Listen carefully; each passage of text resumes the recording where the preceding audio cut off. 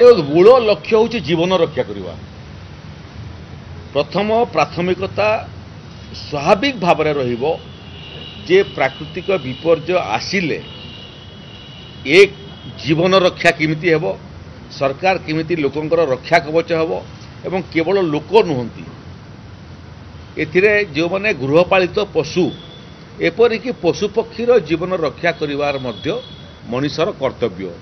इटा हूँ प्राथमिकता एक। द्वितीय हूँ जे जीवन रक्षा करिवार सांगरे सांगरे धन संपत्ति रक्षा करिवा।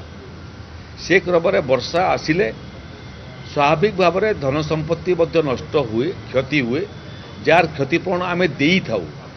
आजिकल आउ गोटे विषय है जे वर्षा पानी आसला बेलू लैंडस्लाइडिंग सेटा आउ गोटे समस्या ओडिशा रे आरंभ है। तेणु आज सब जिलापाल मान निर्देश दिखाई जे जो जो जगह लैंडस्लाइडिंग संभावना अच्छी आहरी 48 घंटा आम पाखे समय अच्छी से जगार प्रतिषेधक व्यवस्था करूँ। लो लाइंग रोड रे जो रोड उपरे पानी जाए एवं बहुत समय रोड को क्रॉस करने लोक उद्यम करती, जानवाहन उद्यम करे एवं कैजुअलिटी हुई। सेठी रास्ता उपरे पानी गले उभय पटरू रास्ता को बंद करवा, यातायात को बंद करवा एवं जो माने गाड़ी मोटर रे आसुथिबे यात्री मानक पई सेठी मध्य भोजन व्यवस्था करवा, पानी ड्रेन आउट न होबा पर्यंत से पर्यंत आमे प्लानिंग करिछु। आउ रहिला क्षय क्षति कथा अतीत रे 1.5 वर्ष भितर आमे देखिछु जे जो मानकर क्षय क्षति हेछि, फसल क्षति हो किंबा घर द्वार क्षय क्षति हो, सफलतार सहित निखुण आकलन करके आमे क्षतिपूरण देइछु।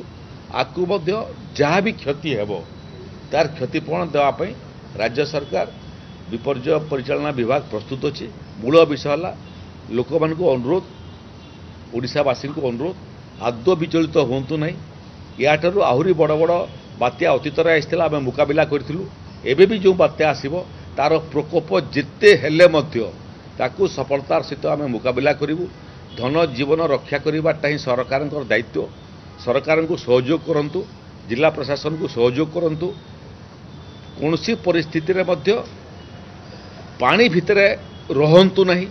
पानी बढ़िले घर छाड़िकरी रिलीफ सेंटर को आसंतु एवं जहाँ जहाँ कंट्रोल रूम मानकर नंबर सब जारी कराई सेटा जिलार एवं राज्यर कौन सी असुविधा पड़े से माने जिला एवं राज्य सांगरे टोल फ्री टेलीफोन नंबर में संपर्क करि पारिबे।